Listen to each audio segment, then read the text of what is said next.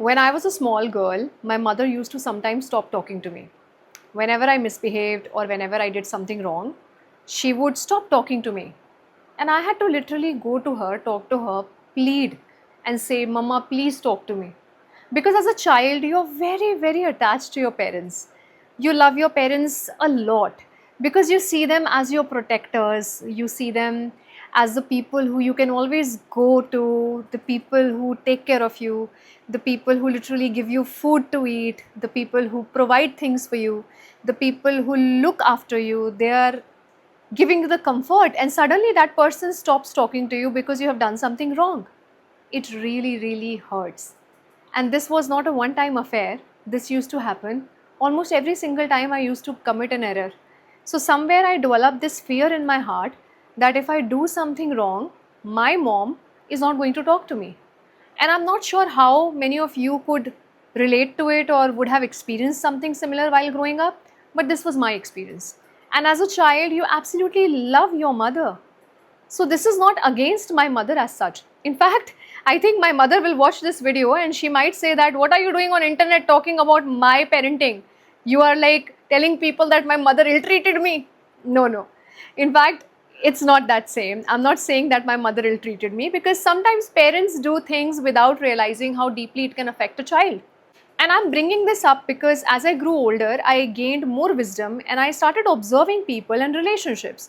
And then I realized something, that there are so many people who use the silent treatment, and it is not necessarily always narcissism. Yes, a narcissistic person can use silent treatment, but every person who goes silent is not a narcissist. And this is where I think we need to understand the difference, because silence can sometimes mean different things. Sometimes a person goes into the silent mode because they want to punish you. And sometimes a person goes into silent mode because they have simply run out of energy.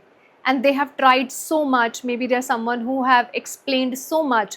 They have spoken so much. They have tried to mend things so many times that eventually they're just exhausted and they just say that, I don't have anything left to say now.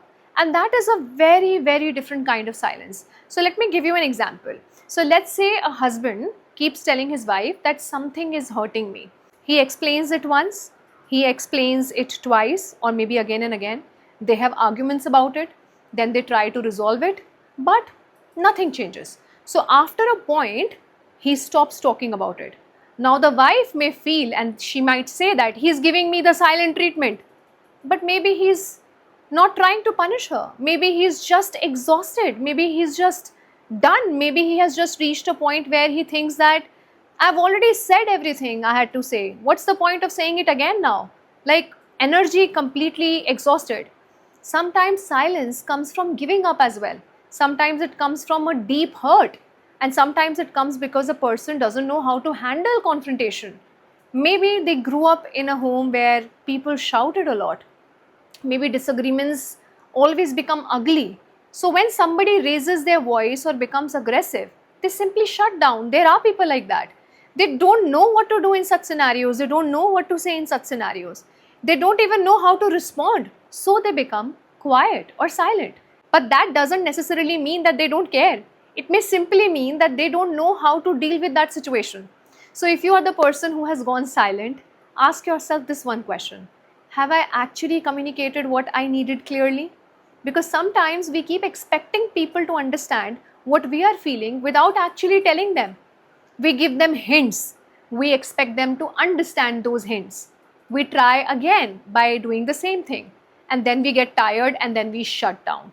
We never communicate directly. So before you completely give up, sometimes one clear conversation is worth having. So just say that this is what is hurting me. This is what I need, and this is what I cannot continue accepting. And then see what the other person does. Because sometimes you don't need to keep explaining yourself. Sometimes all you need to do is just to observe the response of the other person and then decide the next course of action. But now let's come to the other kind of silent treatment, the deliberate one. Now this one is a little dangerous, because the one where somebody is actually consciously using silence as a weapon. They know that you cannot tolerate them not speaking to you, so they stop talking. They want you to come running to them. They want you to chase them. They want you to apologize to them. They want you to ask, what did I do? And sometimes they won't even tell you what you did. They want you to figure it out. And you keep going back, you keep explaining, you keep apologizing, and finally you say sorry just so that the other person will start talking to you again. This is where you have to be very, very, very careful. Because if somebody is using silence to control you, your constant chasing can actually make the pattern even more stronger. So, what do? First, make one clear attempt. You can say that, I know that you're upset. Whenever you're ready to talk, I'm ready to have a conversation with you. But I'm not going to keep chasing you again and again. And then have some self respect and stop. Give them space, because that's not ego. That's called a clear boundary. And remember this one thing, there is a difference between taking space and silent treatment. So if somebody says that I'm very upset right now, I need some time, let's talk tomorrow, please give them some space, because they are actually communicating their needs. But if somebody simply stops speaking to you for days, weeks, or months and refuses every attempt to resolve it and keeps you in a state of uncertainty and anxiety, that's something very different. And please don't apologize for things you have not done just because you cannot tolerate the silence. You can apologize for your part. You can say that I'm sorry that my actions have hurt you. But don't take responsibility for everything just to bring the peace back into your life. This is the biggest mistake which people do, because then you are not resolving the problem, you are just ending the silence. And those are two very different things. Resolving the problem and ending the silence for the sake of it. Now comes the question, what happens when the person is your wife or your husband or your mother or your father or your sibling, and they are the one using the silent treatment? Now this is where it gets very, very tricky, because you can't always just walk away. Especially in our Indian family setup, we are often told, just adjust, family is everything, she's your mother, he's your husband, don't make such a big issue out of it, परिवार तो ऐसे ही चलता है, this is how family works. But let me tell you something. Respect does not mean surrender. You can love your mother and still have a boundary. You can love your husband or wife and still say very simply in clear words that this way of treating me is not okay. Make one genuine attempt to communicate. Give them some space, but don't keep begging somebody to talk to you again and again. And don't immediately involve the entire family. If you genuinely need help, speak to one sensible, neutral person who can help you communicate, not someone who will simply take sides. And if the person is not only giving you the silent treatment but is also repeatedly treating you badly, then don't look at just one incident. Look at the pattern.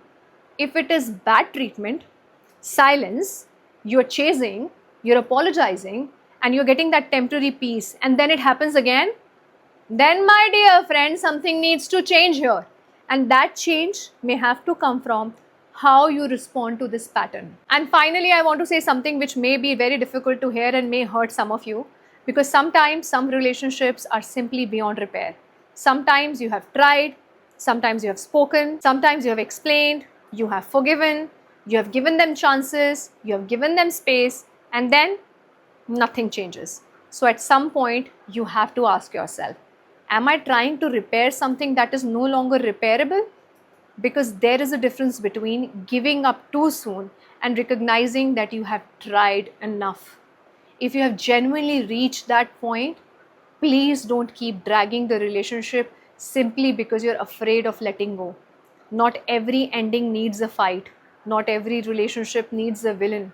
Sometimes you can simply accept that this relationship is no longer healthy for me, and continuing this cycle is only going to cause more hurt. And sometimes walking away from the cycle is not giving up, it is choosing your own peace.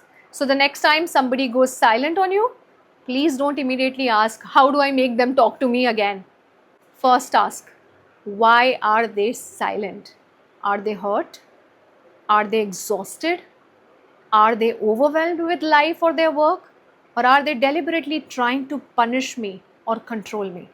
Because once you understand the reason behind this silence, you will know what exactly to do. So for exhaustion, if they're exhausted, please give them some space and patience. For someone who's overwhelmed, please create a safer environment for conversation. And for deliberate silent treatments, just set up a boundary. And if the relationship has genuinely reached the end, Don't keep dragging it, because you can love someone deeply, you can respect your family, and you can value a relationship. That's very important. That is what is taught to us, right? But you can still know when it is time to stop chasing someone who has chosen not to meet you halfway. Because sometimes silence needs to be broken, it needs to be understood, and also sometimes it needs to be accepted. Communication is a two-way process, and if one side is not ready to talk, you cannot keep burning yourself while forcing them to talk to you. Sometimes you need to let it go. And once you realize it, that's the time you will live with power, and eventually you will speak with power. This is Captain Ritu Kumar Singh signing off. I'll see you in the next video. Jai Hind. Namaste.